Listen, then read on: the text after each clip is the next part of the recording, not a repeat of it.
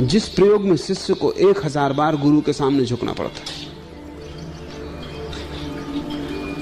2000 बार, 3000 बार, 5000 बार। गुरु बैठा है अपने कमरे में, शिष्य बाहर है, काम कर रहा है, लेकिन उसको दिन में 5000 बार गुरु की दिशा में साष्टांग दंडवत करनी। क्या राज है उस 5000 बार झुकने का? और इतना ध्यान लग जाता है उस झुकने से, कुछ और करना नहीं पड़ता, बस इतने याद रखना है कि 5000 बार दिन में झुक जाना है। ऐसा भी नहीं कि गुरु के चरण वहीं हो, मील 2 मील दूर भी हो सकता है शिष्य, लेकिन जिस दिशा में गुरु है उस तरफ झुकते रहना है। गुरु से कुछ लेना देना भी नहीं है, गुरु तो बहाना है, असली बात तो झुकना है। गुरु तो खूंटी है, कोई भी खूंटी काम कर देगी, झुकने को टांगना है।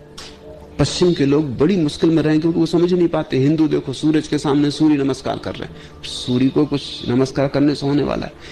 वो कोई सवाल ही नहीं। नमस्कार करने की कला है, उसको सीखना है। सूरज भी काफी ठीक है। सूर्य नमस्कार ध्यान का एक गहरा प्रयोग है, सूरज के कारण नहीं। अगर तुमने सूरज के कारण समझा तो तुम भूल गए झुकने के कारण। तो पहला कदम है कि झुको, फिर दूसरा कदम है कि नीचे होने में कुशल हो जाओ। तब सारा संसार तुम्हारी तरफ बहता रहेगा, तुम्हारी संपदा का अंत न होगा। तुम कितनी ही उलीचो और बांटो अपने आनंद की संपदा को, वो बढ़ती ही जाएगी, क्योंकि तुमने गड्ढा बना लिया। अमृत चला आ रहा है, तुम दोनों हाथ उलीचते रहो, कुछ भी चुकेगा ना। जितना उलीचोगे उतना पाओगे बढ़ता चला जाता है। इस तरह वे खड्डों घाटियों के स्वामी बन गए। लोगों के बीच प्रधान होने के लिए किसी को उनके अनुगति की तरह होना चाहिए। अगर तुमने लोगों के आगे होने की कोशिश की तो लोग तुम्हें पीछे पहुंचा देंगे। लोग यानी अहंकार से भरी हुई प्रतिमाएं, पागल है। तुमने अगर आगे होने की कोशिश की तो घसीट के तुम्हें पीछे कर देंगे। तुमने अगर पीछे होने की कोशिश की तो तुम्हें सिर आंखों पर उठा लेंगे। जब तुम उनके अहंकार पर चोट नहीं करते तब वे तुम्हें स्वीकार कर लेते। जब तुम उनके अहंकार पर चोट करते हो तब उनका अहंकार प्रतिशोध से भर जाता है। और लोग तो पागल हैं। तो लाओ से कहता है, अगर तुम चाहते हो कि सच में ही तुम लोगों के आगे हो जाओ तो कला है पीछे हो जाना। लेकिन यहां एक बात समझ लेना कि अगर तुम आगे होने के लिए ही पीछे हो रहे हो तो तुम चूक जाओगे, क्योंकि वो तो कोई बात ना हुई। तुम किसको धोखा दोगे? तो इसको ऐसा मत समझना कि अगर तुम चाहते हो आगे होना तो पीछे हो जाओ, क्योंकि अगर आगे होने की चाह है और पीछे होना केवल एक साधन है तो तुम पीछे हो ही नहीं रहे। बाजीद के एक शिष्य ने उससे कहा कि मैंने तुम्हारे वचनों में पढ़ा और तुमसे सुना कि अगर तुम स्त्रियों को छोड़ दोगे तो स्त्रियां तुम्हारे पीछे आएंगी।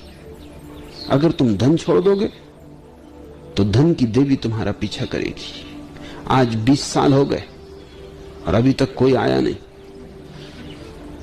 तो बाजीद ने कहा वो आएगा भी नहीं, क्योंकि तुम पीछे लौट लौट के देख रहे हो। वो धन की देवी आएगी भी नहीं, क्योंकि तुम धोखा नहीं दे सकते धन की देवी को। तुमने पीछे लौट के देख रहे हो तो तुम धोखा अपने को ही दे रहे हो। अगर तुम श्रेष्ठ होना चाहो लोगों में इसलिए पीछे खड़े हो जाओ तो तुम कभी भी लाओसे को ना समझ पाओगे।